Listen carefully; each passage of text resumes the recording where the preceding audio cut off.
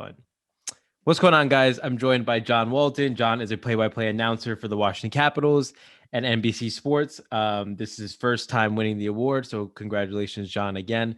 And thank you for joining us. He is the winner out of Washington, D.C.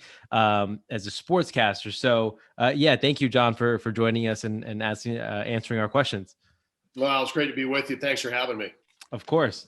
So John, what was your career path like on your way to where you are now? Was it linear? Did you always knew you wanted to, broadcast sports and be a commentator? What was that journey like? Well, I definitely always knew that I wanted to broadcast sports going back to the very end of high school and the beginning of college. And I went to Miami University in Oxford, Ohio, and had the opportunity there to be able to do D1 hockey, which is where I got my start with Miami U in the late 90s, mid to late 90s. And it was from there where I was extremely fortunate. And it was a little bit, I wouldn't call it linear because it wasn't something I ever would have thought. I'm a huge baseball fan. I always wanted to do hockey play-by-play, but I'm also a huge baseball fan. And I was still in college at Miami, and my professor, Dr. Howard Kleiman, came to me one day and said, I have a former student who's looking for a public address announcer. He works for the Cincinnati Reds. Wow. And wow, okay. And I thought it would be a token interview, and you go down and do it, and there'll be a lot of people to do it. It was just a couple of weeks before the start of the 1996 season. And next thing I knew, I was there on opening day in 1996. The Reds were playing the Montreal Expos, and I ended up staying for 7 years. So wow. It was the best part-time job I ever had. I was never a full-time employee of the Reds, but I sat next to Marty Brenneman, who won many Sportscaster of the Year awards, which is where I actually heard of the award for the first time, was sitting alongside him. And other than that, I did hockey in Cincinnati after I was done at Miami. My first pro job in hockey was with the Cincinnati Mighty Ducks in the AHL. I was there for 3 seasons. I was in Hershey after that from 2002 to 2011. And it was in the middle of that where we began my time in Hershey with an affiliation with the Colorado Avalanche. But in 2005, they affiliated with Washington. We also got a coach who had just been let go from an AHL job in Manchester, New Hampshire by the name of Bruce Boudreau, who ended up coaching the Capitals, been a Jack Adams Award winner, now coached several NHL teams. Bruce is a dear friend of this day, and in some part, that helped me get to Washington back in 2011. So right now in the middle of my 10th season with the Capitals, and being an NHL announcer is all I ever really wanted to be from high school forward, and I'm very fortunate to be able to be here. Yeah, it's like what you wanted to initially came full circle in due time. So that's incredible. What would you consider to be your favorite part of your job? I think game nights in the arena when the stands are full and the energy is there, especially in the Stanley Cup playoffs. There certainly is a feel of, I can't believe I get paid for this. Right. Being able to not only be at every game, but dictate what goes on the broadcast. And in 2018, that meant a run to a Stanley Cup championship and being able to be a part of a winner for a city that was starving for it at the time without a major pro sports title in DC for 26 years. Now we're making up for lost time with the Nats. Right, the World Nats, Series. yeah. My co-winner, Dave Jagler, getting to call a World Series too. Right. So for both of us, extremely fortunate to be part of a couple of winners in the district. And I think that's the hardest part, honestly, right now without fans, even when the games are exciting and, you look around and you expect that palpable energy and it's just not there and it's just not the same. So being able to go to a full arena and be able to have the job I do in describing the action for the listeners and the viewers, that's about as good as it gets, I think. It also must be pretty satisfying. And just an incredible experience to see a city, like you said, you've been there for almost a decade now, right? Yeah. So calling the Capitals game. So seeing the city go from where they were really like needing a championship or craving for a championship, and then seeing them win a few or at least get to a few, that must have been a really cool experience to see the city kind of rally around and come to prominence in a sense. Rally is the right word, because it was the rally on the mall where in our town, we're a political town, obviously. And right. Usually when there are rallies on the mall or marches, somebody's usually angry about something. It was a unique moment in our town where we had 750,000 people. I mean, inauguration type numbers that came out that day, and everybody was just deliriously happy. 0 arrests, if you can believe that, with 750,000 people and celebrating. It was a moment of relief, a moment of catharsis. For me to be able to stand up on the stage and have a microphone in my hand looking out, you can't see where the people end with the Washington Monument in the background. I still have a lot of career left, I hope, but I don't think I'll ever top that. To be able to be out there and helping to facilitate that kind of moment was truly one of the best moments of my professional career. Yeah, because my next question was going to be, what would you consider the highlight of your career? And so I'm assuming it was that, right? Well, yeah. Although it's funny, as much as I say that, there was another moment, and I was honored that the organization had asked me when the banner went up the following October, and it is that last moment before you turn the page and you move on. And I was asked to give the remarks on the ice on behalf of the organization, national TV audience on NBCSN, Mike Emmerich on the call, Eddie Olczyk.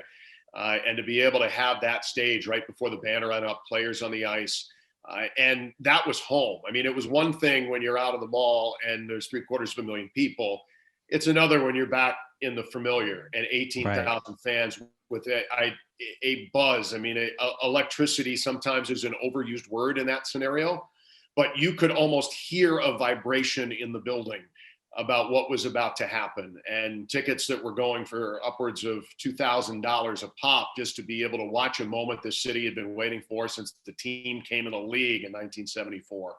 And to be able to be the one who got to make those remarks. It was only about a minute and a half, but in that minute and a half and the rise, my throat actually started to, I mean, I got louder as the crowd got louder. And when I got up to the booth to call the game, I was like, wow, my throat doesn't feel very good because it was so loud.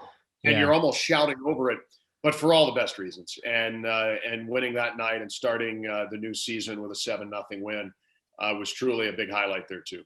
Yeah, that sounds like an incredible experience. So for people my age, so I'm 21, so maybe people younger than me, just starting out in college, or my age, graduating this year, or maybe even people that are in the industry but need a little advice. What is a piece of advice you could give those people heading into the industry or who are already in the industry that need a little push? Well, I think the biggest thing is be willing to do things that other people around you aren't willing to do. And that may sound strange because when sportscasting opportunities come along at the college level, student radio level, student television level, there is a certain excitement around that. And it sounds really good to people until you get into it for a little while. And then you realize that it really is a lot of work. And prepping for games, learning better ways to do things, taking shifts at radio stations. For me, I got my start in radio more or less, not just with hockey, but you've got to do other things to pay the bills too. I did overnights and playing big band music from midnight to 6 in the morning, reading the weather 3 times an hour. And let me tell you, that's not fun. I mean, in no way, shape, or form, not sleeping all night and reading the weather every 18 minutes. It's just enough time to kind of doze off and kind of get yourself righted. And it was hard. And I did that for a year. I did, I got radio experience working for 2 CDs a week at the rock station in town. I mean, there were a lot of things you've got to do to get that experience that may not be very palatable. If you do it, there'll be a lot of other people, believe it or not, that won't. And that will give you a leg up. And when that job comes, I mean, I have the best job in the world now. And like I said before, I can't believe I get paid for this.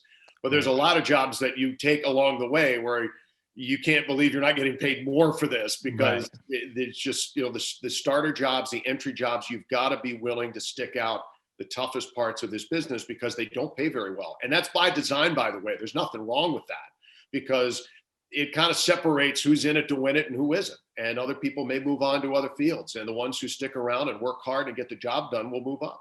Right. And I've been hearing that a lot in these interviews. It's like, don't be too picky about your first job. Get what you get and make the most out of it. Do what other people won't, like you said. Be well versed in multiple skills, right? And maybe editing, writing, behind the camera, in front of the camera, so multiple things. So it's kind of around the the sense of like make the most out of what you get and work your way up.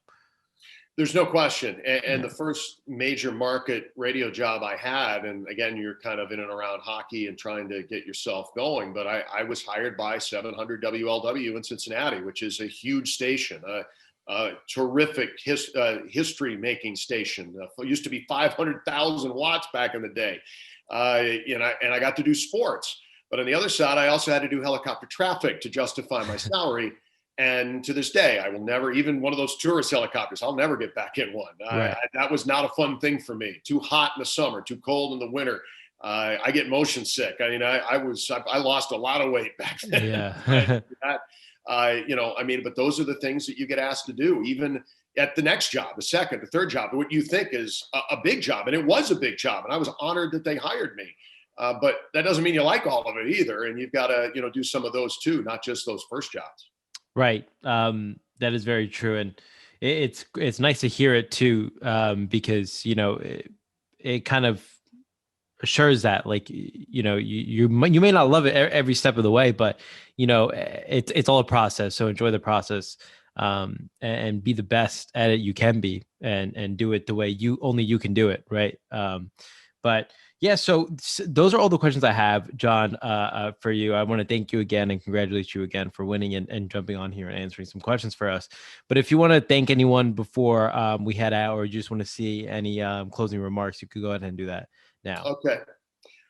First and foremost, the first time I heard of the state and regional level awards for Sportscaster of the Year, I was around Marty Brenneman, who was one of the biggest influences on my career. Marty, I don't know how many he's won, but he's enough that he could fill shelves and shelves, I'm sure. Marty was one of the best broadcasters I've ever been around. I was a fan before I got to work with him. I was a fan after I was working with him. I just recently retired. A huge influence on me. Mike Emmerich is also, through the course of my time, not only with Washington, but also when I was with the Hershey Bears in the AHL. And Doc used to live in Hershey, and getting to know him and then working alongside him in NHL press boxes and alongside him at NBC. So two guys who were extremely instrumental to me in my career. I learned so much from both of them. And I was just honored to be mentioned in the same breath and press release as those two gentlemen. Right. Awesome. So thank you again, John, and congratulations. Thank you so much. I appreciate it.